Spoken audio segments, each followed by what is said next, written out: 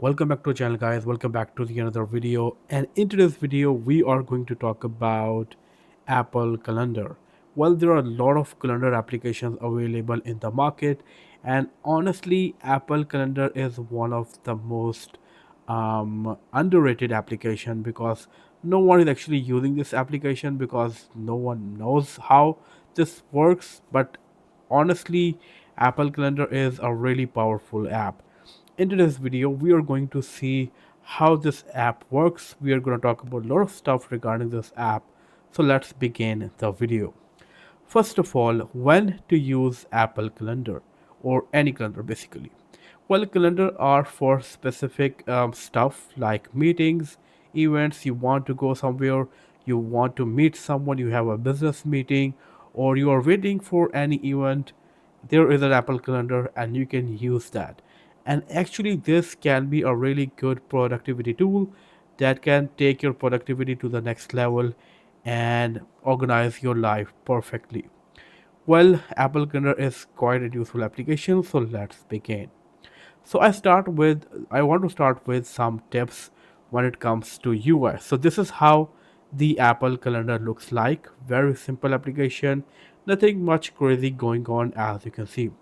When you tap on this, you can go to a yearly view. There are lots of months, as you can see, Jan, Feb, March, and you can see all the months over here, and tap on the month again and you're now back to the specific month view. Now you can do a lot of stuff over here. Now if you see this button over here, this is about its UI. You can change the UI. Tap on this, you have different options available. There is compact, then there is stacked, then there is details, and then there is list. You can go with the stack one. This is how the stack one looks like. It shows the event below the date, as you can see. And if I go to the detailed one, and it shares more details, as you can see. So you can read that specific event under the date now, as the names are also mentioned over here in the detail view. You can also go for the list one, and with the list one you can see all the views on the specific date, which is really nice. Now when you are in the default look of compact one, what you can also do is you can do something like this to change the view. As you can see, now it is in detail view. You didn't change it from here, you changed from here. You can do it again, and you can customize as you want and see all the events in a single menu over here by doing this pinch in and pinch out. That is quite very useful. Also, when you're over here, you also see a search button on top. When you tap on this, you can search any event. For example, I want to search any holidays, so I can look into it what holidays are coming by directly typing that specific event. Also, there is a plus button on top, and there's a lot of stuff going on, and I will be talking about that in a minute. Now coming back to the bottom over here, there is today section. When I tap on this, I will see all the events from the specific day. I mean like from today. That's a 2-day view. I can tap it on again. Nothing happens by the way. I can tap on this button and I can see single day view. I can go for a multi-day view. Like I can select multiple days over here. As you can see, there's a first March, there's a second March. So now I'm on 2-day view, and I can also go on the list one. That is my choice completely, and this is how the view works. And I'm back to the main view of calendar application. That is really cool. Now on the bottom you will see two more options. On this one you will have calendar options available, as you can see, and from here you can choose the calendar. You can go for the specific calendar you want. You can look into it like use holiday stuff are going on or only birthdays and a lot more. But this is something that you can also do, and you also have the option from here to choose the specific calendars. By tapping on this one, you have invitations. If you're already added someone over here, and if they comment down on any event, you will see all the stuff over here. That is also nice. So basically this is a main UI. Now you can add multiple calendars. For example, if I tap on this one and I do have option to add multiple calendars, I can go over here and add calendar. Like I can add a holiday calendar, add subscription calendar, or basically just add a calendar and I can name the calendar, maybe just related to my stuff, related to my work. I can choose the account. I can also add a person if I want to share. For example, there's a calendar I want to organize my relatives or something like that. I can add my wife over here, so you can, just share stuff, important stuff, just with one person. I can also give a blue, or you could also use calendar. For example, you're working with someone, and you can add your coworker over here, and name the calendar according to your work. Add your coworker over here, and give it a color. And you can, this way you can also organize your work life. So multiple calendars help you organize um, your work life and personal life, or whatever you want to organize. Multiple calendars can be useful over there. Also, you can use calendars with the focus mode.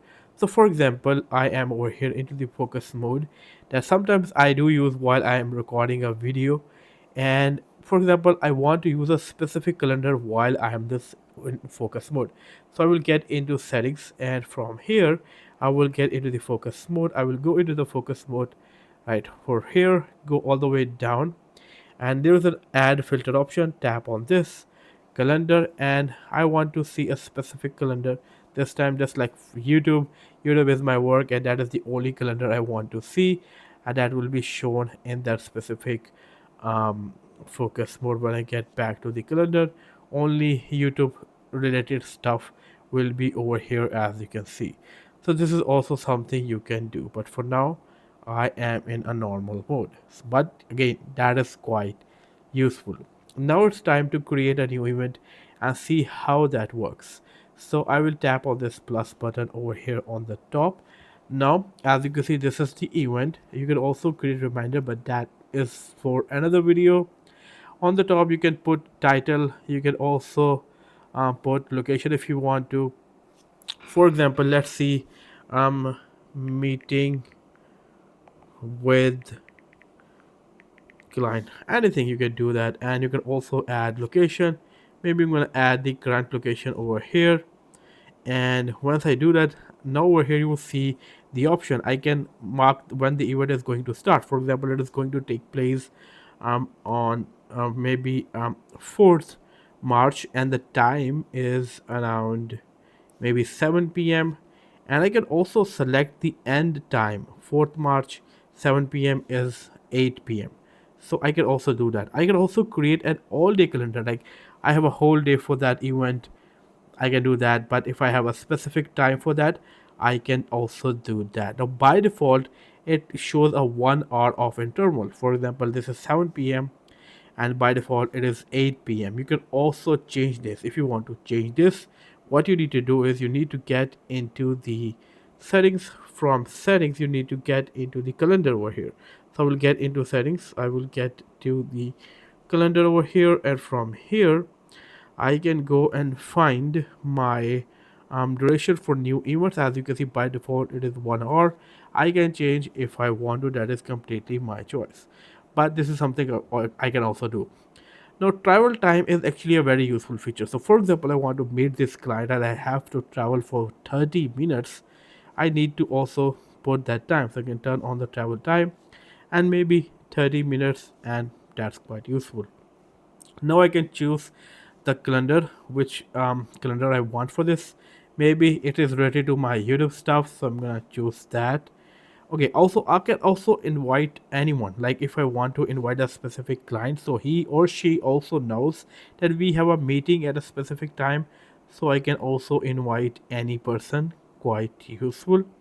And then alert time to leave whenever I want that alert, maybe 5 minutes before the travel time, 10 minutes before the travel time, or whenever I want. That is completely my choice. And I can also add more alerts. Now over here I can also add attachments, so I know what that meeting is all about.